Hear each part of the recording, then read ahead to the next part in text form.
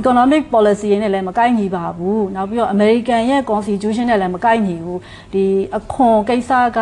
Congress ကတာဝန်ရှိတာပေါ့နော်ဒီသမ္မတရဲ့နဲ့လို့ authority နဲ့မကိုက်ညီပါဘူးဆိုတာကိုထောက်ပြကြရပါတော့ဆိုတော့ anti ကြတော့ဒါစီးပွားရေးလုပ်ငန်းရှင်လည်းဖြစ်တယ် academic ပိုင်းလည်းဆွေးနွေးနိုင်တယ်ဆိုတော့အဲ့ဒီသူတို့ရဲ့ဒီ US China ရဲ့ trade ပြီးသွားတဲ့ trade war ပေါ့နော်အဲ့ဒါလေးပေါ်မှာ anti ကပြန်သုံးသပ်ပေးပါအောင်ရှင်ရှင်American ကဘာဖြစ်နေလဲဆို economic emergency ဖြစ် economic emergency ဆိုစီးပွားရေးအရေးပေါ်ကာလဖြစ်အဲ့ဒါဘာကိုကြည့်ပြီးကျွန်မပြောတာလဲဆိုရင်သူ့ရဲ့နိုင်ငံကနေပြီးတော့မှတင်နေတဲ့အကျွေးတွေပေါ့နော်တင်နေတဲ့အကျွေးတွေက36 trillion ရှိတယ်ပေါ့နော်36 trillion ပေါ့trillion ကို US dollar လို့ trillion နဲ့ချီတယ်ဆိုတော်တော်များတာပေါ့နော်သူကတန်း1000မှ1 billion ဟို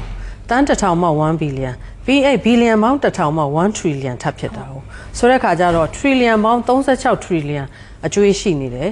အကျွေးတင်နေတယ်သူ့ရဲ့ GDP ပေါ့နော်သူ့ရဲ့စီးပွားရေးကိုကျွန်တော်တို့ကနိုင်ငံတွေရဲ့စီးပွားရေးကိုတိုင်းတဲ့အချိန်မှာ GDP နဲ့တိုင်းတာဟိုသူကကမ္ဘာပေါ်မှာအကြီးဆုံး GDP ကိန်းဂဏန်းကိုပိုင်ဆိုင်တဲ့အကြီးဆုံးစီးပွားရေးအဆောက်အအုံကြီးဖြစ်တယ်အဲ့ဒါတောင်မှသူ့ရဲ့ GDP က28-29 trillion ပဲရှိတာဆိုလို့ရှိရင်သူ့ရဲ့အကျွေးကသူ့ရဲ့ GDP တဲ့အများကြီးပိုများနေတယ်ပြီးလို့ရှိရင်ဒီတင်နေတဲ့အကျွေးတွေကိုပေးရမယ်အတိုးတွေပေါ့နော်အတိုးတွေကလည်းသူက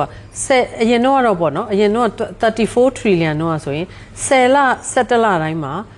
အတိုးက1 trillion ရှိတယ်အခုက36 trillion ဖြစ်လာတဲ့အချိန်မှာခါတိုင်း17လဆိုအခု10လကြာရင်1 trillion ဖြစ်မယ်ပေါ့နော်အကျွေးတွေကလည်းအရင်ကြီးတက်နေတာအချိန်နဲ့အမျှအကျွေးတွေကအတိုးတွေကတက်နေတာပေါ့အတိုးတွေကတက်နေတော့အဲ့ဒါအမေရိကန်အတွက်သူကဘာလဲဆိုရင်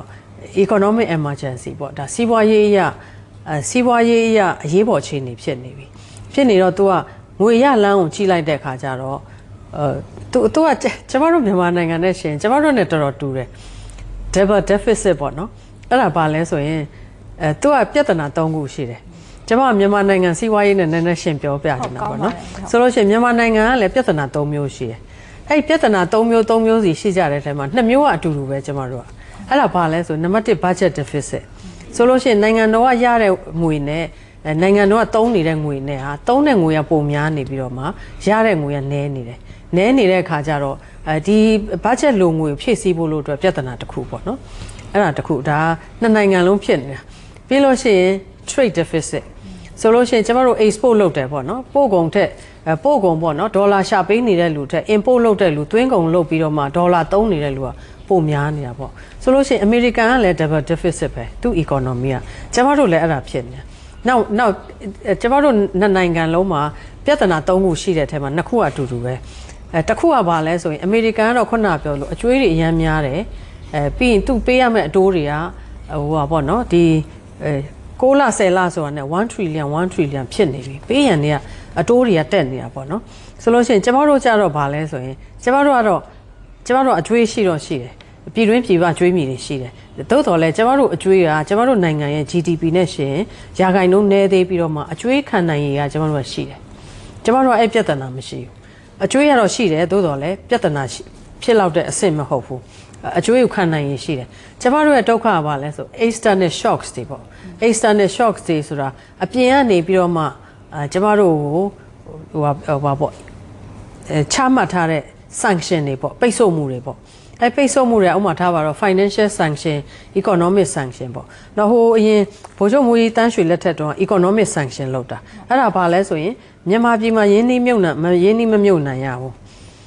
မြန်မာပြည်မှာထုတ်တဲ့ကုန်ပစ္စည်းတွေကိုမရောင်းမဝယ်ရဘူးဆိုတဲ့ခါကျတော့မြန်မာပြည်ကိုလာပြီးတော့မှရင်းနှီးမြုပ်နှံမဲ့သူတွေကမရင်းနှီးတော့ဘူးရင်းနှီးမြုပ်နှံရင်သူကဒီမှာထုတ်လုပ်တယ်မြန်မာပြည်မှာထုတ်လို့ရင်တစိတ်က made in Myanmar ဆိုတဲ့တစိတ်တက်ရမယ်အဲ့ made in Myanmar တစိတ်တက်လိုက်တာနဲ့ကမ္ဘာဈေးကွက်မှာရောင်းလို့မရတော့ဘူးဒါ economic sanction ပေါ့အဲ့ကြတော့ပြည်တွင်းမှာစီးပွားရေးအခွင့်အလမ်းတွေနည်းတယ်အလုပ်ကိုင်ခွင့်အလမ်းတွေနည်းတယ်ဝင်ငွေတွေနည်းတယ်ပေါ့နော်နောက်အခုကျတော့ကျမတို့နိုင်ငံတော်စီမံအုပ်ချုပ်ရေးကောင်စီလက်ထက်ကျတော့ဘာလုပ်လဲဆို financial sanction လုပ်တယ် financial sanction ဆိုတာဘာလဲဆိုရင်ဒီ American ကနေတိစောက်ထားတဲ့American ကနေတိစောက်ထားတဲ့ financial ကမ္ဘာဘဏ္ဍာရေးစနစ်ကြီးထဲမှာကျွန်တော်တို့ပေးမသုံးဘူးဆို American dollar နဲ့နောက်နိုင်ငံတကာ international trade တွေမှာငွေပေးချေတာတွေငွေလက်ခံတာတွေဒါတွေမရအောင်ပေါ့မရတော့ financial sanction လုပ်ထားကျွန်တော်တို့က external shocks တွေပေါ့ကျွန်တော်တို့ရဲ့ဒုက္ခလေ အဲ့လိုတွေဖြစ်နေတာပေါ့ဆိုလို့ရှိရင်အမေရိကန်ကဘာကြောင့် trade war လုပ်ရတာလဲဆိုလို့ရှိရင်သူက government ရဲ့အစိုးရရဲ့ဝင်ငွေများကျင်တာလေများကျင်တော့ပြည်သူလူထုကိုအခွန်တိုးကောက်ရင်သူကမဲရတော့မှာမဟုတ်ဘူးသူ့ကြိုက်တော့မှာမဟုတ်ဘူးအဲကြတော့နိုင်ငံတကာရဲ့ international trade ပေါ့နော်နိုင်ငံတကာဒီကုန်သွယ်ဘက်နိုင်ငံတွေကိုဟို tariff ပေါ့နော်ဒီအခွန်တွေကောက်လိုက်ခြင်းအပြင်ဟိုပြည်သူလူထုရဲ့ညှို့ညင်မှုမခံရဘဲနဲ့အစိုးရဝင်ငွေပိုများမယ်လို့တွေးတာပေါ့ရှင်အဲ့လိုတွေးပေမဲ့အဲ့လို tariff တွေတိုးလိုက်တာနဲ့အမျှဟိုမှာ financial market ပေါ့နော်ဒီ capital market ပေါ့ stock and share တွေအဲ့ဒီ market တွေမှာဟိုဟာပေါ့ယောဂလက္ခဏာတွေကပြတယ်လေဆိုလို့ရှိရင်ရွှေဈေးတွေတက်တယ်ဒေါ်လာဈေးကျတယ်ရွှေဈေးတက်တယ်ဒီ stock and share တွေရဲ့တန်ဖိုးတွေကျတယ်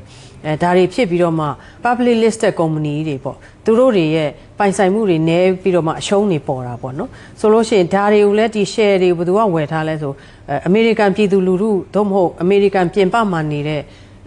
ဒီကမ္ဘာနိုင်ငံသားတွေကဝိုင်းဝယ်ထားတာပေါ့ဆိုသူတို့ဒီအမေရိကန်ကုမ္ပဏီတွေရဲ့ share ဝယ်ထားတဲ့သူတွေကသူတို့လက်ထဲမှာ share တန်ဖိုးတွေကျတယ်ဆိုရင်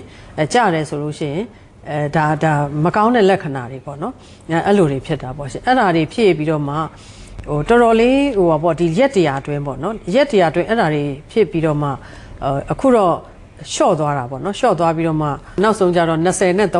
10နဲ့30ဆိုပြီးဖြစ်သွားတာပေါ့နော်ဆိုလို့ရှိရင် trade war ကနောက်တစ်ခုကကျတော့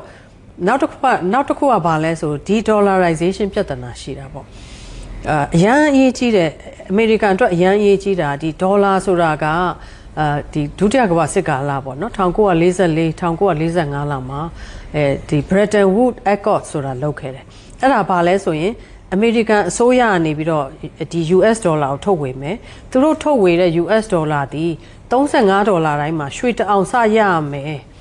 သူတို့ထုတ်ဝေတဲ့ပတ်စံ$35ဒီရွှေတအောင်စရရမယ်ဆိုပြီးတော့မှဒီရွှေနဲ့တန်ဖိုးချိတ်ပြီးတော့မှထုတ်ဝေခဲ့တာပေါ့နော်ထုတ်ဝေခဲ့ပြီးအဲ့ဒီစနစ်ကဘယ်မှာပြိုလဲသွားလဲဆိုရင် Bretton Woods Accord ပေါ့အဲ့ဒါဘယ်မှာပြိုလဲသွားလဲဆိုလို့ရှိရင်1980ကျော်လောက်မှာပြိုလဲသွားတယ်ပြိုလဲသွားပြီးတော့မှဈေးကွက်စီးပွားရေးစနစ်ပေါ့ဈေးကွက်စီးပွားရေးစနစ်အရာရွှေပဲဖြစ်ဖြစ်ငွေပဲဖြစ်ဖြစ်ရေနံပဲဖြစ်ဖြစ်ဘာပဲဖြစ်ဖြစ်ပေါ့နော်ပစ္စည်းတွေတန်ဖိုးတွေဆိုတာတက်လိုက်ကျလိုက်ရှိတယ်နောက်ငွေတန်ဖိုးတွေဆိုတာအတက်ကျရှိတယ်ဒါဝယ်လိုအားရောင်းလိုအားပေါ်မူတည်ပြီးမှဖြစ်နေတယ်ဆိုတဲ့ပေါ်မူတည်ပြီးတော့မှလူတွေကဒီအမေရိကန်ဒေါ်လာဒီရွှေတအောင်စဆိုတာအမေရိကန်$35နဲ့ညီမျှတယ်ဆိုတော့မယုံတော့ဘူးရွှေတအောင်စရဲ့တန်ဖိုးကပိုများလာတယ်အမေရိကန်ဒေါ်လာ$35ရဲ့တန်ဖိုးကရွှေတအောင်စထက်အများကြီးကျသွားတာပေါ့နော်အဲ့လိုကျသွားတဲ့အချိန်မှာအဲ့$35နဲ့ရွှေတွေအများကြီးဝယ်ကြတော့နောက်ဆုံးအမေရိကန်မခံနိုင်မဲနဲ့ဒီသူတို့ရွှေတအောင်စကို$35နဲ့စနစ်ကိုဖျက်လိုက်ရတယ်ပြိုလဲသွားတာပေါ့ပြိုလဲသွားပြီးဒီနေ့ဆိုလို့ရှိရင်ဒီနေ့ဒီအချိန်မှာဆိုရင်ရွှေဈေးကတအောင်စကို$3000ကျော်တယ်လေ$3000ကျော်ဆိုဟိုက$35စလိုက်တာဒီနေ့ဆိုရင်ဒီလိုမျိုးအချိန်ဆိုရင်$3000ကျော်ထိဖြစ်တယ်ပေါ့နော်ခုနကပြောတာလဲအဲ့လိုပဲ tariff တွေလောက်တဲ့အခါကျတော့ခုန stock and share ဈေးကွက်တွေလည်းကျတယ်နောက်ဒေါ်လာဈေးကျတယ်ဆိုတော့ဘာလဲဆိုရွှေဈေးတွေတအားတက်တာပေါ့ရွှေဈေးတွေတအားတက်တာအရင်တော့ဒေါ်လာ$3000နဲ့ရွှေတအောင်စရတဲ့အချိန်မှာအခုတော့မရတော့ဘူးဆိုတဲ့ဟာပေါ့နော်အဲ့လိုမျိုးတွေဖြစ်သွားတာပေါ့ဖြစ်သွားတဲ့အခါကျတော့အဲ့ဒါဘာကြောင့်ဖြစ်တာလဲပေါ့နော်အဲ့လိုဖြစ်သွားတဲ့အခါကျတော့ तू ကသူ့ရဲ့ currency ကို internationalize လုပ်ထားတာဟုတ်ရှင်ဆိုတော့ internationalize လုပ်တယ်ဆိုတာဘာလဲဆိုလို့ရှိရင်နိုင်ငံတွေမှာသူတို့ရဲ့ပိုင်ဆိုင်မှုတွေကို foreign reserve အနေနဲ့တိမ့်တဲ့ currency ပေါ့နော်ဆိုလို့ရှိရင်အရင်တော့ဆိုတရုတ်ကအများဆုံးတရုတ်ကဘယ်လောက်တောင်လုပ်ခဲ့လဲဘယ်လောက်တောင်ရှိခဲ့လဲဆိုရင်3.2 trillion ထိပိုင်ခဲ့တယ်ဒီ foreign reserve ကိုUS ဒေါ်လာလို့ तू ပိုက်ထားတာပေါ့အဲ့အချိန်မှာတရုတ်ကို तू က attack လုပ်ချင်တဲ့ခါကျတရုတ်ရဲ့ချမ်းသာကြွယ်ဝမှု short ချချင်တော့ तू ကဒေါ်လာဈေးကိုဖြုတ်ချလိုက်တယ်ဒေါ်လာဈေးကိုဖြုတ်ချလိုက်တဲ့အချိန်မှာဒေါ်လာကိုတန်ဖိုးကျသွားတဲ့အချိန်မှာဒေါ်လာတိုင်းမှာတန်ဖိုးကျတဲ့အချိန်မှာဒေါ်လာ3.2 trillion ဆိုတဲ့တန်ဖိုးကြီးကတအားကျသွားတာပေါ့နော်အဲ့ဒါနဲ့တရုတ်နဲ့တခြားနိုင်ငံတွေကနားလည်သွားတယ်ပေါ့နော်နားလည်သွားပြီးတော့မှသူတို့ foreign reserve ကိုသူတို့ကတခြား currency နဲ့မျှပြီးကင်တယ်US ဒေါ်လာကြီးတစ်ခုတည်းပဲမဟုတ်တော့တခြား currency နဲ့မျှပြီးကင်တယ်ရွှေနဲ့မျှပြီးကင်တယ်